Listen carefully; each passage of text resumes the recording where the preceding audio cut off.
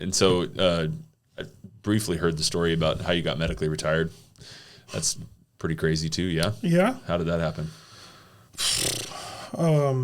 Well, there's Sorry, a lot of this theories is on this is just my curiosity. Oh, So I have dead spots in my brain. I have 7 dead spots. I think 4 of them were white matter and 3 of them were gray matter or something like that. That I got bubbles that got stuck in my head, and I was out for a while, and then it affected me really bad. I started getting headaches, and I was in the hospital. I had a bunch of spinal taps done, trying to figure out what was wrong with me. I got like 3 different kinds of headaches. So I started getting like everyday headaches, like where you just have a headache every day. Every day I had them. And then I started getting really bad migraines where like my vision would go away, or like kind of like it would like pulse and then it would disappear. And those would happen maybe at a time. They were happening like once a week maybe. And then I had these other episodes where my brain just like turned off. Like it just shorts. I was like mid-sentence and then I would just fall on the ground. oh shit. And my sister, when I was here in Oregon, that happened to me, and I fell down, and she had to call the ambulance.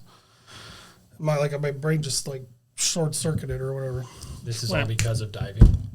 Yes, yeah. So the theory, nobody knows. Honestly, I've seen like countless neurologists. It's got to be over 10. Sure.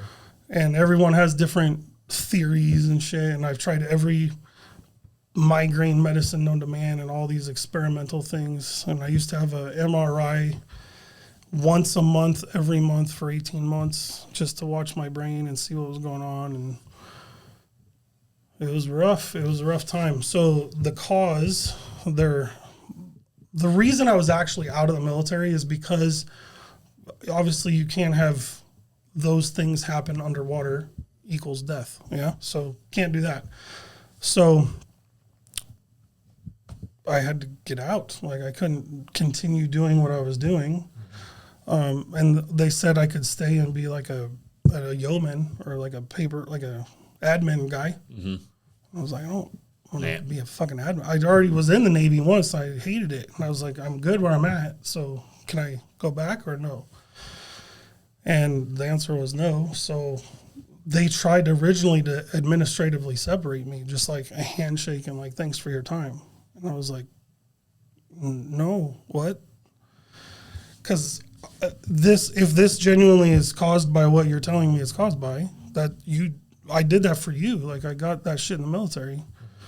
So I had to fight for a long time to get like VA stuff, and it was the typical stories about fighting for VA shit. That's terrible. Yeah.